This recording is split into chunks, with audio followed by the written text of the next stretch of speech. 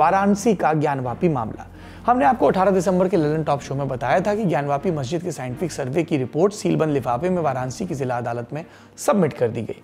19 दिसंबर की अब तारीख आई है और इलाहाबाद हाईकोर्ट ने इस मसले से जुड़े एक अन्य केस में फैसला सुना दिया है। केस है ज्ञानवापी मस्जिद और काशी विश्वनाथ मंदिर के बीच जमीन के मालिकाना हक का। अपने फैसले में इलाहाबाद हाईकोर्ट ने 1991 के मुकदमे के ट्रायल को यानी मुकदमा चलाए जाने को मंजूरी दे दी है। ये फैसला जस्टिस रोहित रंजन अग्रवाल की सिंगल बेंच ने उन 5 याचिकाओं को खारिज करते हुए दिया जिसे वक्फ बोर्ड और इंतजामिया कमेटी ने हाईकोर्ट में दायर किया था। क्या था इन याचिकाओं में? इनके बैकग्राउंड में एक मांग थी। दरअसल वाराणसी कोर्ट में साल 1991 में याचिका के जरिए भगवान आदि विश्वेश्वर विराजमान के मित्रों ने मांग की थी कि वाराणसी में जिस जमीन पर ज्ञानवापी मस्जिद मौजूद है वहां पर मंदिर बनाने की इजाजत दी जाए।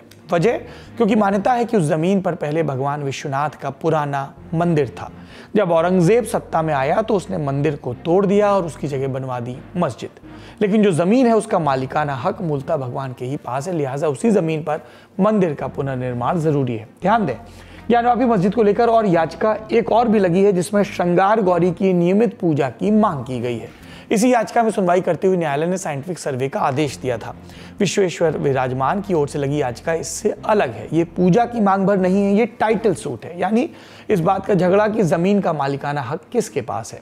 आइए विश्वेश्वर विराजमान ज्ञानवापी मस्जिद भूमि विवाद की टाइमलाइन पर गौर करते हैं।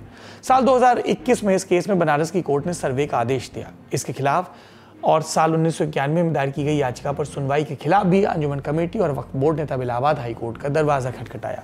5 याचिकाएं दायर की गईं, जिसमें 3 याचिकाएं 1991 में दायर की गई भगवान मित्र की याचिका के खिलाफ थी। ये याचिकाएं केस की पोषणीयता यानी मेंटेनेबिलिटी पर ऑफ द केस से जुड़ी हुई थी, यानी मस्जिद की जगह मंदिर बनाने और पूजा करने के केस को सुना जा सकता है या नहीं। और बची 2 याचिकाएं 2021 के सर्वे के आदेश के खिलाफ थी। अंजुमन इंतजामिया मस्जिद कमेटी और उत्तर प्रदेश के सुन्नी सेंट्रल वक्फ बोर्ड का प्रमुख तर्क यही रहा कि इस मुकदमे को पूजा स्थल अधिनियम 1991 के तहत खारिज कर दिया जाना चाहिए। इस कानून के मुताबिक 15 अगस्त 1947 के बाद जो धार्मिक स्थल जहां पर है उसकी स्थिति में बदलाव नहीं किया जा सकता। अब इलाहाबाद हाईकोर्ट की सिंगल बेंच ने आज के निर्णय में साफ कर दिया कि ज्ञानवापी पर जिस केस की सुनवाई की मांग मंदिर पक्ष कर रहा है वो 1991 के पूजा स्थल अधिनियम के तहत बाध्य नहीं है। हाईकोर्ट ने कहा, यह मुकदमा देश के 2 प्रमुख समुदायों को प्रभावित करता है। हम ट्रायल कोर्ट को इस मामले में 6 महीने के अंदर फैसला देने का निर्देश देते हैं। साफ कहें तो 1991 में जो मुकदमा दायर किया गया था जिस पर अब तक फैसला नहीं आया, अब उस केस की सुनवाई वाराणसी की कोर्ट में 6 महीने के भीतर पूरी होगी। हाईकोर्ट ने यह भी कहा कि एक मुकदमे में एएसआई का सर्वे कराया गया था, इसे बाकी मुकदमों में भी दायर किया जाएगा। इसके साथ ही अगर निचली अदालत को लगता है कि किसी हिस्से का सर्वे कराने की और जरूरत है तो अदालत एएसआई को सर्वे कराने के लिए निर्देश दे सकती है। फैसला आने के बाद दोनों पक्षों की तरफ से प्रतिक्रिया आई, आइए सुनते हैं।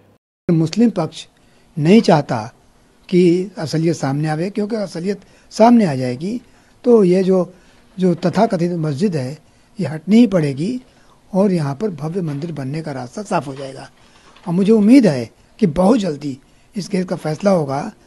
यानी मैं कह सकता हूँ आज के फैसले के बाद कि साल 2 साल में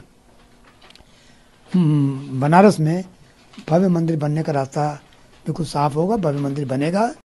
निराशा तो हाथ लगी है। हुआ ये है कि प्लेस ऑफ वर्शिप एक्ट जिसको समाहित कर लिया गया था बाबरी मस्जिद के केस में, जबकि हम लोग वहाँ गए भी थे, लेकिन उसके बाद भी उसको नहीं माना जा रहा। ये बहुत अफसोस की बात है, जबकि वो 5 जजेस की बेंच थी और जिसके आज के माननीय मुख्य न्यायाधीश जो सर्वोच्च न्यायालय में है वो भी थे उन जजेस में। अब बहरहाल उनका विवेक है, माने न माने, लेकिन हो ये रहा है कि इसके नतीजे में हालात हमारी समझ से बहुत अच्छे नहीं आएंगे। आज के शो में खबरों का सिलसिला यहीं रुकता है। आप अपना और अपनों का ख्याल रखिए। शुभ रात्रि।